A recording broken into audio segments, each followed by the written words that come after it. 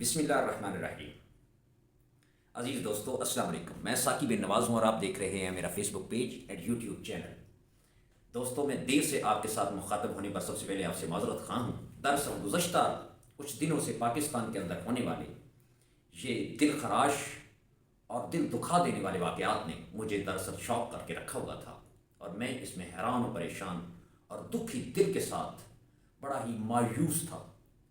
پاکستان کی ہسٹری کے اندر یہ پہلے بھی واقعات 1971 میں ایسے واقعات رونما ہوئے جب بدقسمتی سے کے ساتھ ہمارا آدھا ملک مشرقی بنگال ہم سے ٹوٹ گیا۔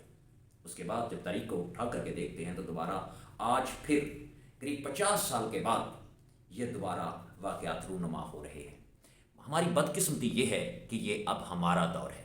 ہم اپنی آنکھوں کے سامنے سب کچھ دیکھ رہے ہیں اور بدقسمتی کے ساتھ کچھ کر نہیں سکتے۔ دوستو، 9 مئی کو ہونے والے یہ دل خراش اور دل دہلا دینے والے واقعات نے دراصل مجھے اتنا رنجیدہ اور دکھی کیا کہ اس میں یہ لگا مجھے کہ ایک میرا دایاں ہاتھ ہے جو میرے ہی اپنے بائیں ہاتھ کو کاٹ رہا ہے، اور میرا بایاں دائیں ہاتھ کو اور دایاں ہاتھ بائیں ہاتھ کو کاٹ رہا ہے، اور دونوں ایک دوسرے کو کاٹنے والا بھی میں ہوں، کٹنے والا بھی میں ہوں۔ اب کس نے کٹوایا، کس کے کہنے پر کٹوایا گیا، کیوں کر کٹوایا گیا، یہ چیزیں آہستہ آہستہ کھل کر کے سامنے آ رہی ہیں، اور اس کے اوپر بات آگے چل کر کے ہوتی رہے گی۔ بہرحال یہ واقعات کسی بھی صورت ناقابل قبول اور ناقابل جسٹیفیکیشن ہے۔ اس کو ہم مسترد کرتے ہیں، اور اس کے ذمہ جو بھی اس کے ذمہ دار ہیں ان کو کیفے کردار تک پہنچایا جانا چاہیے۔ دوستو، میں آج پاکستان کی ہسٹری کے گزشتہ 50 سال جو تاریخ ہے حکومت کے ایوانوں کی، یہ اقتدار کی طاقت بہت ظالم طاقت ہوتی ہے۔ یہ اقتدار کا نشہ، یہ اقتدار کی قوت دراصل بہت ظالم قوت ہوتی ہے۔ یہ اپنوں کو دشمن اور دشمنوں کو اپنا بنا دیتی ہے۔ اس کے اوپر جب میں نے تھوڑا سا اس کا غور کیا اس کے اوپر، تو مجھے حضرت علی کرم اللہ وجہہ کا وہ عالی قول میرے سامنے آیا کہ بچو اس کے شر سے جس پر تم احسان کرو۔ اگر ہم جائزہ لیتے ہیں کہ گزشتہ پاکستان کی نصف صدی کی تاریخ کے اندر، ہم جنرل ایوب خان سے شروع کرتے ہیں کہ جب ایوب خان کو ضرورت پڑی کہ وہ پاکستان آرمی کے اندر اپنا ایک جانشین مقرر کریں، تو اس وقت جنرل ایوب خان نے اپنے best friend Nawab of Kala Bagh ملک امیر محمد خان اوان سے ان کو بلوایا اور ان کے ساتھ مشاورت کی۔ وہ ان کے بیسٹ فرینڈ تھے، اور ان سے پوچھا جنرل ایوب خان نے کہ ملک صاحب، آپ مجھے بتائیں، میں فوج کے اندر اپنا جانشین مقرر کرنا چاہتا ہوں، کس کو کیا جائے؟ اس وقت کے ان کے بیسٹ فرینڈ، دانشور ترین انسان اور محب وطن پاکستانی ملک امیر محمد خان نے ان کو مشورہ دیا کہ آپ فوج کے اندر جس سولجر کو چاہیں، جس بھی سولجر کو چاہیں، اس کو اپنا جانشین مقرر کر لیں، لیکن سوائے جنرل آغا یحییٰ خان کے۔ انہوں نے کہا کہ وہ کیوں؟ جنرل یحییٰ خان ایک اچھا سولجر ہے، ایک اچھا جنرل ہے، اس کو میں اپنا جانشین کیوں نہ مقرر کروں؟ تو اس وقت نواب آف کالا باغ نے کہا کہ جنرل صاحب، آپ نہیں جانتے، وہ لڑائی میں ایک اچھا جنرل ہے۔ 1965 کے اندر اس نے اچھی کارکردگی دکھائی، لیکن وہ پرسنالٹی اور شخصیت کے اعتبار سے، اپنے ذاتی کردار کے اعتبار سے ایک اچھا انسان نہیں ہے۔ شراب کا رسیہ، حسن پرست اور پرلے درجے کا ذاتی طور پر عیاش انسان ہے، اور اس کو آپ اپنا جانشین مقرر کرنے کی غلطی نہ کرنا، ورنہ ناقابل تلافی نقصان اٹھاؤ گے۔ چنانچہ اس کے بعد جنرل ایوب خان نے پھر بھی اس کے بعد بھی بڑا سوچ بچار کر کے اپنے مفادات کی خاطر اسی کو جنرل آغا یحییٰ خان کو ہی اپنا جانشین مقرر کیا۔ اور پھر جنرل آغا یحییٰ خان نے کیا کیا اس ملک کے ساتھ، کیا کیا اپنے موصل ایوب خان کے ساتھ، یہ آپ سب اچھی طرح سے واقف ہیں۔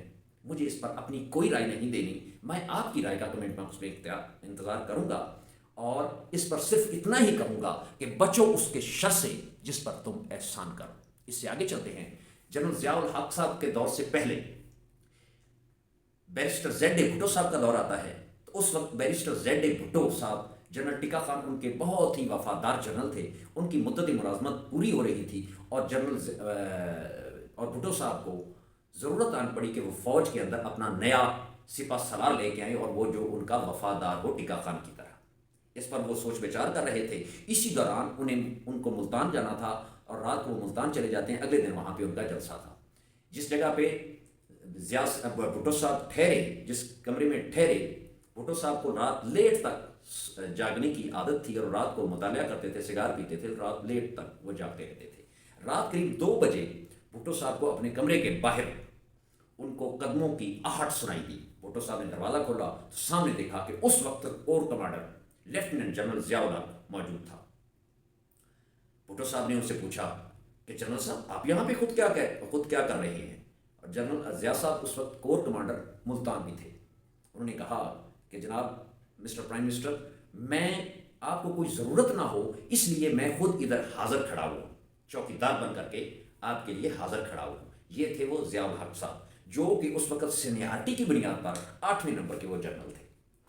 चनाचे ये बात भुट्टो साहब को बहुत भाई और उन्होंने कहा कि मेरा इतना वफादार। अगले दिन जब भुट्टो साहब का खाना पक रहा था जलसे के लिए, जलसे में जाने से पहले, तो ज़िया साहब जो कोर कमांडर मुल्तान थे, लेफ्टिनेंट जनरल ज़ियाउल हक साहब, वो खुद देगों के ढक्कन उठा करके देख रहे थे, भुट्टो साहब के खाने को चेक कर रहे थे।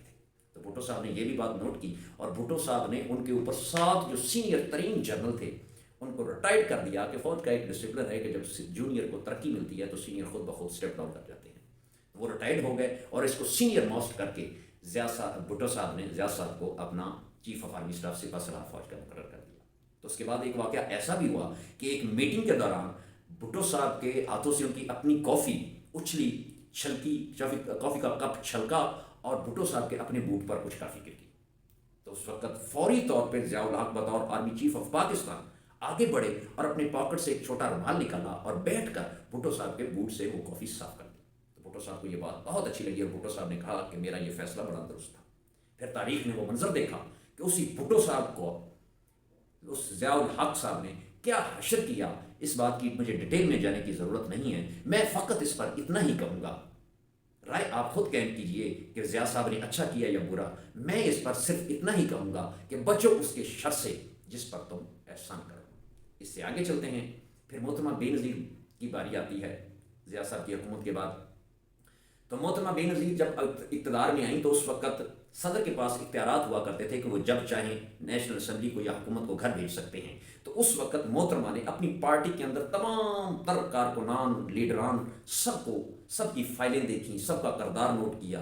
तो उनको लगा कि सबसे जो मुखलस तरीन इंसान है मेरे वालिद साहब के साथ, मेरी पार्टी के साथ, वो फारूक अहमद खान लगारी साहब हैं जो DG खान से बिलोंग करते थे। तो उन्होंने उनको खुद प्राइम मिनिस्टर बन गई और उनको अपना सदर नॉमिनेट कर दिया और सदर इलेक्ट करवा दिया। तो फिर कुछ ही महीनों के बाद क्या किया, उस सरदार फारूक अहमद खान लगारी ने बेनज़ीर की हुकूमत को किक आउट किया, नेशनल असम्बली को किक आउट करके घर भेज दिया। अच्छा किया या बुरा किया, कानूनी था या गैर कानूनी था तो खैर आइनी और कानूनी, लेकिन वो अखलाकी लिहाज से अच्छा था या बुरा था, इसकी राय आप खुद कैम कीजिएगा। मुझे तो यहाँ पर सिर्फ यही कहना है कि बचो उसके शर से जिस पर तुम एहसान करो। फिर इससे आगे चलते हैं। बात आ जाती है इसके बाद नवाज शरीफ के बाद नवाज शरीफ फिर बाद में इक़्तिदार में आते हैं। तो नवाज शरीफ चूँकि ज़ियाउल हक के रूहानी फर्जंद थे और दूसरा उन ज़ियाउल हक के रूहानी फर्जंद ग़ुलाम इसहाक़ खान थे, तो ये दोनों एक रज़ाई भाई, इनका आपस में रज़ाई भाइयों का रिश्ता था। तो नवाज शरीफ ने भी अपने भाई को फ़ौक़ियत दी और उस पर एतमाद करते हुए उसको अपना सदर कैम किया।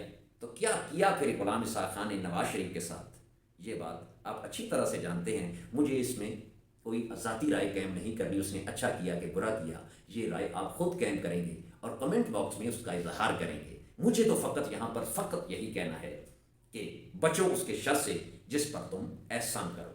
इसके बाद आगे चलते हैं। फिर बेनज़ीर की बारी आती है, फिर नवाज शरीफ की बारी आती है। और जो सेकंड लास्ट टेन्योर था नवाज शरीफ का, तो उस वक्त नवाज शरीफ अपनी गवर्नमेंट को तमाम साइडों से असम्बली के अंदर 2/3 मेजोरिटी, असम्बली से तो वो जा सकते ही नहीं थे। उन्होंने अपनी हुकूमत के इर्द गिर्द अपनी उस किले की दीवारों को बहुत मजबूत किया। उस वक्त तक नवाज शरीफ चूँकि लगातार हुकूमत में आ जा रहे थे, पंजाब की गवर्नमेंट उनके पास बहुत लंबे अरसे से रही, तो वो जजेस को अपॉइंट करने में, हाई कोर्ट्स के अंदर जजेस को अपॉइंट करने में कामयाब होते रहे। और जो सेकंड लास्ट दौर था नवाज शरीफ का, तो मोस्ट सीनियर जजेस जो थे सुप्रीम कोर्ट के, वो नवाज शरीफ के फेवरेबल थे। तो उनको जुडिशरी की तरफ से किसी किस्म का खतरा नहीं था। चनाचे उनको फ़कत नवाज शरीफ को ख़तरा सिर्फ आर्मी की साइड से महसूस हुआ, तो इसके लिए उन्होंने सोचा कि अब मैं किसको अपना सिपा सलार बनाऊँ। इसके लिए उन्होंने अपने बाप से मुशावरत की, तो मियाँ मोहम्मद शरीफ ने उनको मशवरा दिया कि मेरा एक और तुम्हारे अलावा मेरा एक और बेटा भी है जिस पे मैं सबसे ज़्यादा ट्रस्ट करता हूँ, और इस मनसब के लायक फ़कत वो शख्स है, उसका नाम था परवेज़ मुशर्रफ। चनाचे नवाज शरीफ ने भी एक जूनियर लेफ्टिनेंट जनरल को कुछ सीनियर लेफ्टिनेंट जनरल के ऊपर फ़ौक़ियत देते हुए उनको अपना सिपा सलार मुकर्रर कर दिया। तो क्या किया, परवेज़ मुशर्रफ ने वापस कुछ ही महीनों के बाद उसी नवाज शरीफ के साथ, ये हिस्ट्री में आप सब जानते हैं, अच्छा किया या बुरा किया इसकी राय आप ज़रूर कैम कीजिएगा, मैं कुछ नहीं कहूँगा, मुझे तो फ़कत ये कहना है कि बचो उसके शर से जिस पर तुम एहसान करो। इसके बाद आगे आते हैं, परवेज़ मुशर्रफ का दौर शुरू हो जाता है। तो परवेज़ मुशर्रफ ने पाकिस्तान की हिस्ट्री के अंदर अपनी सारी सर्विसेज बहुत अच्छी की। अपनी गवर्नमेंट, चाहे वो डिक्टेटरशिप में गवर्नमेंट को उन्होंने हाईजैक करके गवर्नमेंट हासिल की, जिस तरीके से भी गवर्नमेंट हासिल की, लेकिन उन्होंने कुछ बेहतर परफॉर्म किया, मुल्क की इकॉनमी कुछ बेहतर हुई, लेकिन एंड पर उन्होंने इस मुल्क के साथ वो गद्दारी की, वो अजीम गद्दारी की जो कि नाकाबिल तलाफी उनका जुर्म बन गई। उन्होंने क्या किया कि उन्होंने पाकिस्तान की अरबों डॉलर्स जरदारी और नवाज शरीफ की फैमिली को रिलीफ देते हुए एनआरओ दे दिया और उनको पैसे माफ़ कर दिए और वापस उनको इक़्तिदार में लेकर के वापस आ गए। उनके ऊपर बिलखसूस जरदारी के ऊपर एहसान अजीम किया। इसी दौरान बेनज़ीर का हादसा हो जाता है, मरहुमा पूरा वो फौत हो जाती हैं, अल्लाह उनको गरीक़ रहमत करे। तो उसके बाद जिसके ऊपर परवेज़ मुशर्रफ ने इतना बड़ा एहसान किया था कि मुल्क के साथ गद्दारी तक कर डाली एनआरओ देकर, उसी जरदारी ने फिर वापस परवेज़ मुशर्रफ को कैसे इक़्तिदार से उतारा, ये आप अच्छी तरह से जानते हैं। ठीक किया या बुरा किया इसकी राय आपने कायम करनी है। मुझे तो यहाँ पर फ़कत इतना ही कहना है कि बचो उसके शर से जिस पर तुम एहसान करो। इसके बाद लास्ट टर्न्योर नवाज शरीफ का आ जाता है। तो नवाज शरीफ ने जब जनरल रहील शरीफ को अपॉइंट किया तो फिर उससे ख़तरा महसूस करने लगे, और जनरल रहील शरीफ का एक एक दिन नवाज शरीफ ने डर डरा करके गुजारा। अल्लाह अल्लाह करके उनकी मुद्दत मुलाजमत पूरी हुई तो नवाज शरीफ ने इंतहाई सोच समझ कर, बड़ी ही दानिशमंदी के साथ अपना सबसे बेस्ट और अच्छा वफादार एक शख्स का इंतखाब किया जिसका नाम था जनरल बाजवा साहब। जनरल कमर जवेद बाजवा का इंतखाब किया और उनको अपना सिपा सलार मुकर्रर किया। उसके ऊपर एहसान करते हुए उसको अपना सिपा सलार मुकर्रर किया। फिर क्या किया, उसी सिपा सलार ने नवाज शरीफ के साथ, नवाज शरीफ इसकी कहानी अपने गुजरांवाला के जलसे में वीडियो लिंक के ज़रिए ख़ताब करते हुए ख़ुद बता चुके हैं। और मुझे तो यहाँ पर यही कहना है कि बाजवा ने ठीक किया या बुरा किया, मुझे तो यहाँ पर राय इसकी आपने ख़ुद कायम करनी है। मुझे तो यहाँ पर फ़कत यही कहना है कि बचो उसके शर से जिस पर तुम एहसान करो। फिर उसके बाद इसी बाजवा ने इमरान खान का हाथ पकड़ा और उसको कानूनी और गैर कानूनी सारे लिहाज से फेवर देते हुए इक़्तिदार के ऐवानों तक ले आए और प्राइम मिनिस्टर बना दिया। फिर आज इमरान खान उनके बारे में क्या राय कायम कर रहे हैं ये अच्छे तरीके से आप जानते हैं। उनकी राय ये गलत है या दुरुस्त है, राय आप खुद कायम कीजिएगा, मुझे कमेंट बॉक्स में बताइएगा। लेकिन मुझे तो यहाँ पर यही कहना है कि बचो उसके शर से जिस पर तुम एहसान करो।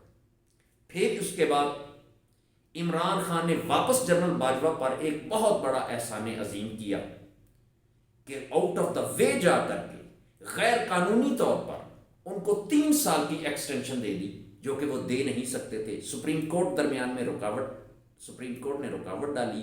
फिर सुप्रीम कोर्ट ने कहा कि पहले नेशनल असेंबली से इसको पास करवा करके लाओ। तो इमरान खान ने नेशनल असेंबली से फिर उसको बिल को पास करवाया और 3 साल के लिए मुद्दत मुलाजमत में तौसील की जनरल बाजवा की और उसको नई सर्विस की नई जिंदगी दी। तो ये बहुत बड़ा इमरान खान का परवेज जनरल कमर जवेद बाजवा के ऊपर एहसान था। तो फिर क्या किया जनरल बाजवा ने इमरान खान के ऊपर, ठीक किया या गलत किया, ये राय आपको कायम करनी है। مجھے تو یہاں پر فقط یہی کہنا ہے کہ بچو اس کے شر سے جس پر تم احسان کرو۔ پھر اس سے اگلا مرحلہ آتا ہے کہ جب اس کا گھیراؤ ہو گیا عمران خان کا، تو تحریک عدم اعتماد آئی، تو اس وقت کے ڈپٹی اسپیکر قاسم سوری نے رولنگ دے کر کے جو تحریک عدم اعتماد تھی اس کو خارج کر دیا، اور واپس عمران خان نے اسمبلیاں توڑ دیں اور خود الیکشن میں چلے گئے۔ تو اس وقت کے جو آج کے بھی چیف جسٹس آف پاکستان ہیں جناب آنریبل عمر عطا بندیال صاحب، وہ گھر میں بیٹھے ہوئے تھے، سنڈے کا دن تھا شاید، تو انہوں نے اس کے اوپر از خود نوٹس لیا، سو موٹو ایکشن لیتے ہوئے فوری طور پر عدالت میں گئے اور سپیکر کی رولنگ کو رول بیک کر دیا۔ حالانکہ اگر وہ چاہتے تو اس وقت درگزر کر جاتے، کیونکہ آئین کا آرٹیکل 69 موجود تھا، وہ اس کا حوالہ دیتے اور کہتے کہ میں پارلیمنٹ کے معاملات میں جانا نہیں چاہتا، تو یہ سارا فساد شاید ڈیولپ ہی نہ ہوتا۔ لیکن وہ آئے، انہوں نے اس کو نوٹس لیا، اور اس شہباز شریف کو جو نیکسٹ 2-3 دن بعد جیل میں جانے والا تھا، اس کو پرائم منسٹر بنوا کر کے دم لیا۔ اور اس سے بڑا اور کیا احسان ہوگا کہ جس کے اوپر اوپن اینڈ شٹ کیس تھا، جو ایک لمبے عرصے کے لیے باپ بیٹا جیل جانے والے تھے، باپ کو وزیر اعظم اور بیٹے کو وزیر اعلیٰ پنجاب بننے کے لیے راہ ہموار کر دی، اور نہ صرف ان کو اس لحاظ سے سہولت کاری کی، بلکہ پابند کر دیا پارلیمنٹ کو کہ اس ٹائم پر ووٹنگ ہوگی، اس ٹائم پر رزلٹ آؤٹ ہوگا، اس ٹائم پہ اناؤنس ہو جائے گا، اس ٹائم پہ حلف ہوگا۔ ساری چیزیں جناب عمر عطا بندیال صاحب نے خود کر دی۔ تو دیکھا جائے تو اس سارے فساد کا جو بیسک زیرو پوائنٹ ہے وہ از خود نوٹس ہے جو عمر عطا بندیال صاحب نے لیا۔ اگر وہ نہ لیا جاتا تو یقیناً پاکستان الیکشن میں جا رہا تھا، الیکشن کمیشن کو وہ پابند کر دیتے کہ آپ الیکشن کرواؤ، الیکشن ہوتا، بھلے ہی شہباز شریف جیت جاتا، دھاندلی کے ساتھ جیت جاتا، پی ڈی ایم جیت جاتی، حکومت بنا لیتی، تو عمران خان کی کسی نے کوئی بات ہی نہیں سنی تھی، اور یہ سارا انتشار ہوتا ہی نہیں۔ لیکن انہوں نے شہباز شریف کو، جو کہ جیل میں جانے والے تھے، اس کے اوپر احسان عظیم کرتے ہوئے اس کو پرائم منسٹر بنوا کر کے پیچھے ہٹے جناب عمر عطا بندیال صاحب۔ اور آج اسی عمر عطا بندیال کے ساتھ وہی شہباز شریف کیا کر رہا ہے، یہ آپ اچھے سے جانتے ہیں اور آپ کی آنکھوں کے سامنے ہے۔ شہباز شریف اچھا کر رہا ہے یا برا کر رہا ہے، اس کی رائے آپ کو قائم کرنی ہے۔ مجھے تو فقط یہاں پر یہی کہنا ہے کہ بچو اس کے شر سے جس پر تم احسان کرو۔